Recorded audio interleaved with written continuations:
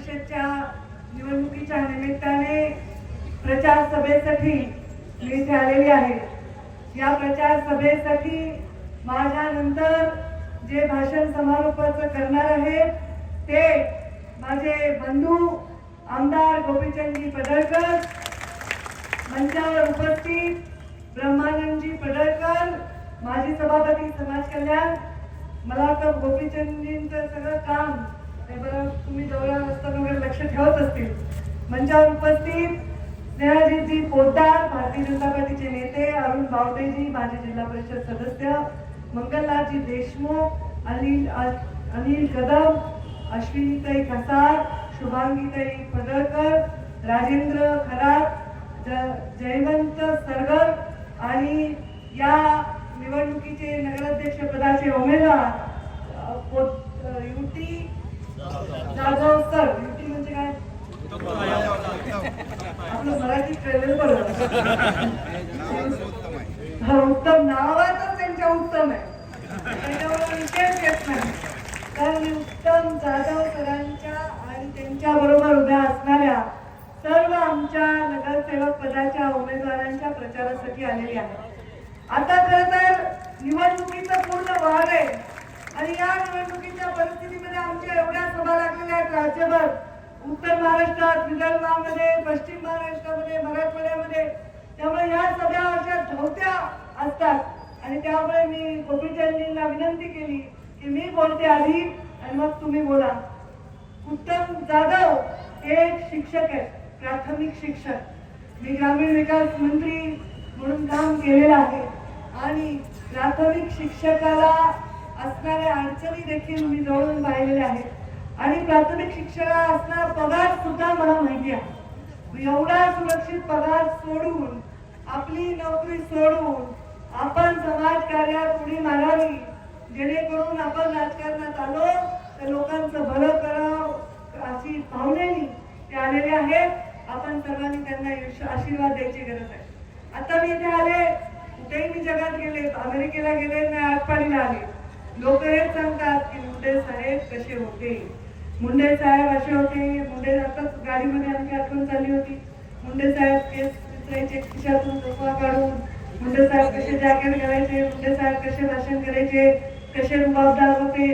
मागच्या सभेत त्यांनी सांगितलं ते गोपीनाथ होते आणि गोपीचंद आहेत, दोघांच्या नावामध्ये गोपी असल्यामुळे आम्हाला त्यांच्यावर फार प्रेम आहे।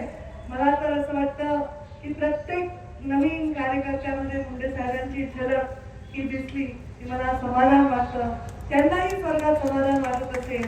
कारण समाजासाठी लढणाऱ्या, पीडितांसाठी, वंचितांसाठी आवाज उठवणाऱ्या प्रत्येक माणसामध्ये आपल्याला मुंडे साहेबांची झलक दिसायला मिळेल। आज मुंडे साहेबांची आठवण आपण सर्वांनी काढली, त्याच मुंडे साहेबांच्या पक्षाचं 1980 साली पक्ष निर्माण झाला तेव्हा सांगावं लागायचं हे आहे भारतीय जनता पक्ष आणि हे आहे त्याचं कमळ। माझा जन्म जुलैमध्ये 8-9 महिन्याची असेल, मी पहिल्यांदा मुंडे साहेब आमदारकीला उभे राहिले, निवडून आले। मी तेव्हा पण प्रचार केला। 8-9 महिन्याची आईच्या कडेवर मी जायचे आणि लोक म्हणायचे हे बाळ कुणाचे, ते आमदारकीला उभे आहेत ना, गोपीनाथ मुंडे त्यांचं बाळ आहे आणि कमळ हातामध्ये घेऊन मी तेव्हापासून प्रचार केलेला, अजूनही प्रचार करते आहे।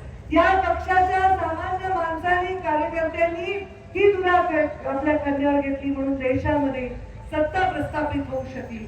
पहिले अटलजी प्रधानमंत्री झाले आणि आता जगात सर्वात ताकदवर नेता म्हणून, ज्यांचा लोकप्रिय नेता म्हणून ओळख होत आहे ते आपले प्रधानमंत्री नरेंद्र मोदी।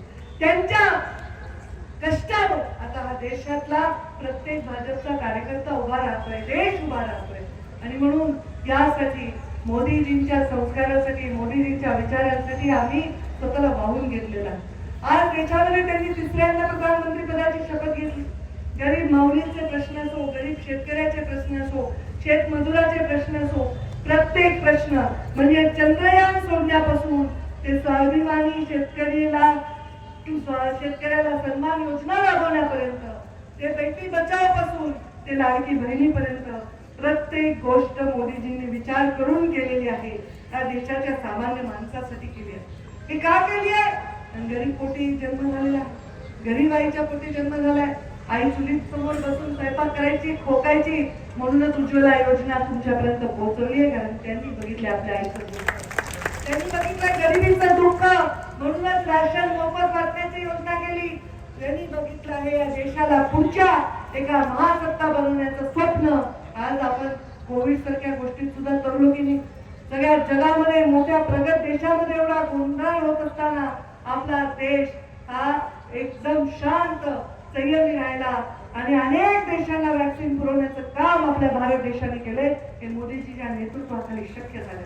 आणि म्हणून मोदीजींचं नेतृत्व आहे. आज हरियाणा बघा, दिल्ली बघा, युपी बघा, राजस्थान बघा, मध्य प्रदेश बघा, आता नुकत्याच निवडणुका झाल्या, ते बिहार बघा, सगळीकडे आपल्याला भारतीय जनता पार्टीचं सरकार बघायला मिळते. कशामुळे मिळते सरकार? कारण विश्वास निर्माण केलाय. हा सूर्य आणि हा जयद्रथ असा विश्वास, हा सूर्य आणि हा जयद्रथ असा विकास त्यांनी निर्माण केलेला आहे. जे बोलले ते करून दाखवलं आहे. म्हणून प्रत्येक राज्यातल्या जाती धर्माच्या सगळ्या भिंती काढून लोक मोदीजींना स्वीकारत आहेत. अगदी तसंच आमचे देवेंद्र फडणवीस काम करत आहेत. देवेंद्र फडणवीसांच्या नेतृत्वाखाली या राज्यामध्ये तिसऱ्यांदा सरकार स्थापन झालेलं आहे आणि सामान्य माणसासाठी त्यांनी योजना केल्या. म्हणजे विद्यार्थ्यांना शिष्यवृत्ती, विद्यार्थ्यांना हॉस्टेल, तरुणांना रोजगार, बेरोजगार तरुणांसाठी स्वयंरोजगाराच्या वेगवेगळ्या संधी, लाडकी बहीणसाठी सुंदर योजना, या सगळ्या योजना आमच्या देवेंद्रजी फडणवीसांच्या नेतृत्वाखाली चालल्या आणि तशाच योजना त्या आपल्या नगरपालिकेत सुद्धा झाल्या पाहिजे. गोपीचंद पडळकरांचं भाषण माझ्या आधी झालं असतं तर त्यांनी सांगितलं असतं की आटपाडीसाठी त्यांनी काय प्लॅन केलेला. त्यांनी मला जजच्या सभेत जजचं पूर्ण ब्लूप्रिंट दाखवलं की जजचा कसा विकास करायचा त्यांच्या डोक्यामध्ये मानस आहे. आता आम्ही हेलिकॉप्टर मध्ये एकत्र येत असताना मला त्यांनी दाखवलं, आम्ही येत असताना त्यांनी तलाव दाखवला मला. कोणता तलाव दाखवला? बुटियार तलाव. आणि त्यांनी सांगितलं की माझ्या जलशुद्ध शिवार जी योजना मी केली होती जलसंधारण मंत्री असताना, त्यामध्ये अग्रणी नदीमध्ये मी काम केलं. 54 किलोमीटर नदीचं खोलीकरण, रुंदीकरण, बंधारे केले. त्यामुळे अजूनही शेतकऱ्यांना त्याचा फायदा होतो. बघा, त्यांच्या गावापर्यंत आले होते तुमच्याकडे, तेव्हा मी मंत्री असताना तुमच्याकडे आले होते, तुमच्या घरी आले होते. आणि आताही परत तुम्ही बोलवलंच नाही मला आमदार झाल्यानंतर. बघा, मी घरी आल्यावर आमदार होते, आता परत आल्यावर अजून काही होऊ शकते बघा. काही सांगताय काम करू. आता तुमच्या या नगरपालिकेचा विजय मिळवू आणि ते गुलाब उधळायला तुम्ही मला इथे बोलवा आणि मग तुमच्या घरी यायचे आणि आशीर्वाद देते आमच्या धाकट्या भावाला की त्यांचं वरचेवर प्रगती होईल, ते मोठे व्हावे, आज आमदार झाले, तुझ्या मंत्री व्हावे आणि त्यांच्या माध्यमातून सामान्य माणसाचा, भटक्या विमुक्तांचा, शेतकऱ्यांचा, पीडितांचा, सगळ्यांचा आवाज बनवून त्यांनी विधानसभेमध्ये काम करावं आणि त्यांच्यासाठी झटावं. हाच एक मोठ्या बहिणीच्या नात्याने मी त्यांना शुभेच्छा आणि शुभाशीर्वाद देते.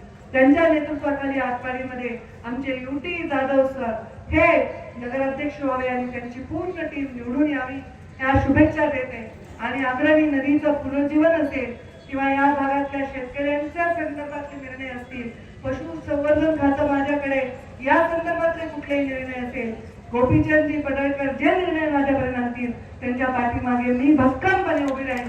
त्यांच्या पाठीमागे देवेंद्रजी फडणवीस उभे राहतील.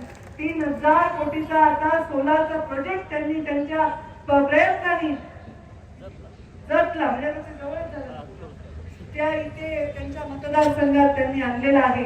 हे किती मोठं काम हे थोड्याच काळामध्ये झालेलं आहे. कारण भारतीय जनता पार्टीची स्पीडच अशी आहे आणि त्यामुळे भारतीय जनता पार्टीचं कमळ आपण आटपाडीमध्ये पण फुलवा.